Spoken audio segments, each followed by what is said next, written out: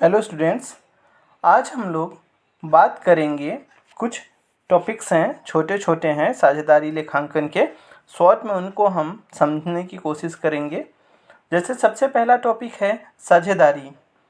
तो हमने पिछले वीडियो में आप लोगों को साझेदारी के बारे में बताया था। हमने कहा था कि साझेदारी ऐसे व्यक्तियों का समूह होता है जिनके बीच कोई व्यावसायिक संबंध हो, और इसमें दो या दो से अधिक व्यक्ति हो सकते हैं जो लाभ और हानि को बराबर बांटने के लिए सहमत होते हैं। और इसमें जो व्यापार होता है यह हो सकता है कि किसी एक व्यक्ति द्वारा संचालित किया जा रहा हो, या हो सकता है कि सभी लोग मिल करके उस व्यवसाय को संचालित कर रहे हों। इसकी कुछ विशेषताएं भी हैं। जैसे सबसे पहली विशेषता है कि इसमें कम से कम 2 लोगों का होना आवश्यक है, 2 लोग होने चाहिए इसमें। और जो साझेदारी बन रही है वह साझेदारों की सहमति या समझौते के द्वारा ही तैयार होती है। समझौता लिखित रूप में ही होगा, मौखिक रूप में नहीं हो सकता। साझेदारी कानूनी रूप से सही होनी चाहिए, यानी जब भी साझेदारी विलेख बनेगा तो जो साझेदारी का अधिनियम है 1932 का, उसी के अनुसार ही साझेदारी विलेख बनेगा, या जो है पार्टनरशिप डीड बनेगा। लाभ हानि का विभाजन, तो लाभ हानि का विभाजन भी होना चाहिए। इसमें हो सकता है कि बराबर बराबर भी बांट सकते हैं, या यह भी हो सकता है कि जिसका शेयर जिस प्रकार से होगा वह अपने शेयर के हिसाब से जो है लाभ और हानि का बंटवारा कर सकता है, जैसा शेयर हो। और साझेदारों के बीच पारस्परिक अभिकरण संबंध भी होना चाहिए। अब हम बात करेंगे साझेदारी विलेख से तात्पर्य एवं विषय वस्तु से। तो वह अभिलेख जो किसी साझेदारों के बीच सहमति की शर्तों के साथ समाहित होता है। मतलब जो साझेदारी विलेख बनेगा उसमें जितने भी साझेदार होंगे उनकी सहमति किसी शर्तों के साथ होगी, यानी जो शर्त होंगे उन्हीं शर्तों के हिसाब से साझेदारी बनेगा। उसी को हम साझेदारी विलेख कहते हैं। इस विलेख में वे सभी पहलू दृष्टिगोचर होते हैं जिससे साझेदारों के मध्य जो संबंध होते हैं वो प्रभावित होते हैं। जैसे कौन कौन से कौन कौन से पहलू दृष्टिगोचर हो सकते हैं। जैसे व्यावसायिक उद्देश्य, यानी व्यवसाय का क्या उद्देश्य है। पूंजी का सहयोग, किस आधार पे पूंजी जो है उसमें लगाई जा रही है, किस हिसाब से। लाभ हानि का विभाजन किस अनुपात में होना चाहिए, किस अनुपात में लाभ हानि का विभाजन करेंगे या बंटवारा करेंगे।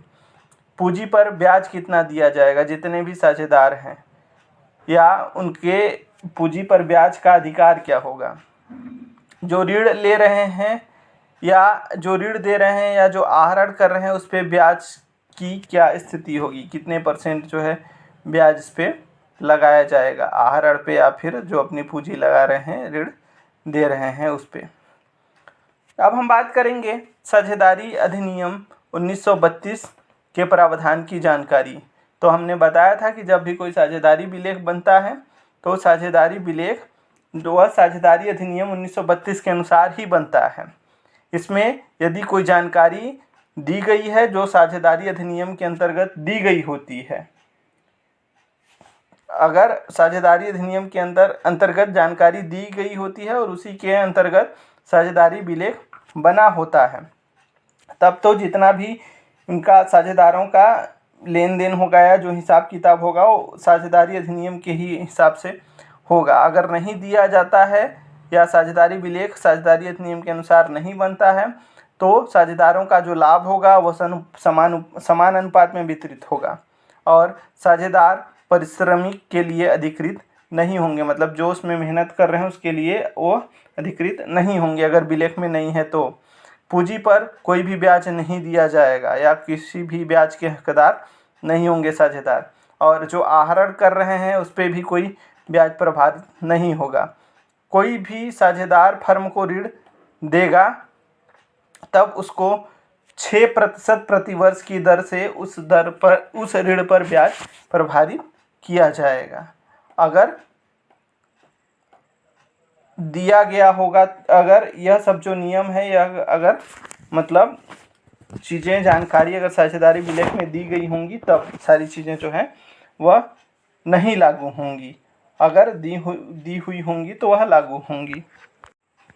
अब हम बात करेंगे अपरिवर्तनशील या स्थिर एवं परिवर्तनशील या अस्थिर पूंजी के विधि के बारे में, कैसे खाते तैयार किए जाते हैं। तो इसमें जो साझेदार होंगे, जो भी साझेदारी फर्म इनका बनेगा, उस फर्म के अंतर्गत जो लेन देन करते हैं इसका उल्लेख पूंजी खातों में जरूर किया जाएगा।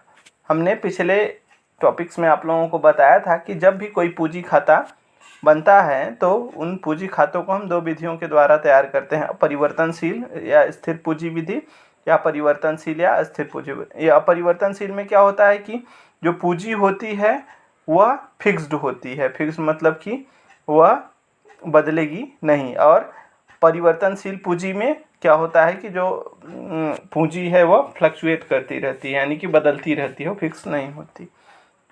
इसके बाद हम बात करेंगे लाभ एवं हानि का विभाजन या वितरण के बारे में। तो हमने बताया था कि जब भी साझेदारी में लाभ और हानि का विभाजन होगा या वितरण होगा तो जो लाभ हानि विनियोग खाता बनता है उस खाते में जो इसका प्रदर्शन होता है या इसको उसी में हम प्रदर्शित करते हैं।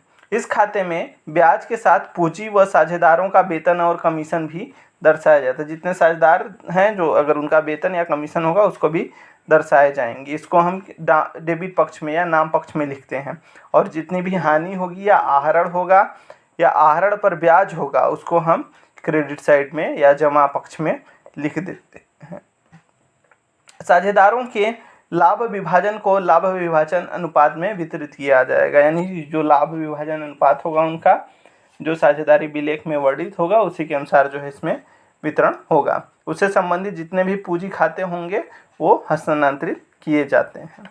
अब हम बात करेंगे अगले टॉपिक के बारे में, साझेदार के न्यूनतम लाभ की गारंटी।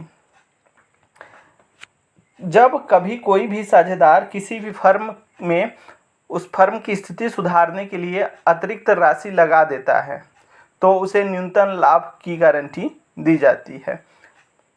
यह तब हम करते हैं जिस वर्ष लाभ का वितरण अनुपातानुसार परिकलन होने के बाद उस हिस्से का लाभ गारंटीकृत राशि से कम आता है। जैसे मान लीजिए कि कोई पर्सन है, उसने 1 लाख रुपए लगा दिया है व्यवसाय में। अब वह व्यवसाय की स्थिति सुधारने के लिए 1 लाख रुपए लगा दिया है और हमने कह दिया कि जो आपको जो फ़ायदा होगा कम से कम हम आपको 5,000 रुपये जो है इस फायदे का देंगे। अगर हमारा व्यवसाय संचालित हो रहा है सही से, अगर उसमें मतलब जो वित्तीय वर्ष के दौरान लाभ वितरण हुआ है उसके हिसाब से अगर मान लीजिए 5,000 से कम भी बच रहा है उसको, तो भी हम किसी न किसी प्रकार 5,000 रुपये उसको देंगे ही देंगे जो साझेदार 1 लाख रुपए लगाया है। अगर ज़्यादा है तो कोई दिक्कत नहीं है, लेकिन अगर कम है तो हमें उतना देना ही पड़ेगा। अब हम बात करेंगे पूर्व समायोजन के बारे में। यदि अंतिम लेखे तैयार होते हैं और उसके बाद लेखों में कोई त्रुटि हो जाए या चूक हो जाए या वह बाद में ध्यान आए तब हम समायोजन प्रविष्टियाँ करते हैं। इसमें जितनी भी त्रुटियाँ होती हैं उन त्रुटियों को हम सुधार लेते हैं। फिर इसके बाद हम अंतिम खाते तैयार करते हैं। अंतिम खातों का प्रारूप लगभग एकल स्वामित्व वाले अंतिम खातों की तरह ही होता है। जैसे अगर सिंगल ऑनर वाला कोई बिजनेस है, जैसे उसमें अंतिम खाते बनाए जाते हैं, उसी तरह इसमें भी अंतिम खाते तैयार किए जाते हैं। साझेदारी फर्म में सिर्फ एक अतिरिक्त खाता बनाया जाता है जिसे हम लाभ हानि विनियोग खाता कहते हैं। यह साझेदारों के मध्य लाभ हानि जो है उस विभाजन को दर्शाता है। तो हमें उम्मीद है कि यह वीडियो अच्छी लगी होगी आप लोगों को।